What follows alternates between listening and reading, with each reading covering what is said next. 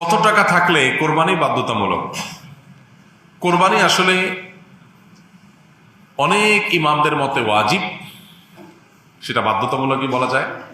আবার অনেক ইমামদের মতে কোরবানি করা সুন্নাত। হানাফি মাযহাব অনুযায়ী কোরবানি করা ওয়াজিব। কাদের উপর ওয়াজিব? যাদের কাছে যাকাত ফরজ হওয়ার মতো সম্পদ আছে, সেটা 1 বছর যদি নাও হয়, সম্পদের বয়স যদি 1 বছর নাও হয়, যাকাত দেওয়ার জন্য 1 বছর বয়স হতে হয় সম্পদের বয়স, কিন্তু কোরবানির জন্য 1 বছর বয়স হওয়া লাগে না। এটা হলো যাকাত এবং কোরবানির মধ্যে পার্থক্য। মূল সম্পদের পরিমাণ সমান। যাকাতের জন্য যে পরিমাণ সম্পদ লাগে, কোরবানি করতেও সে পরিমাণ সম্পদ লাগে। এখন 83 বা 85 গ্রাম, বা আমরা রূপায় ভরিতে বললে 52.5 ভরি রূপার মালিক অথবা রূপা কেনার মতো টাকা কারো কাছে থাকলে তারপরে হজ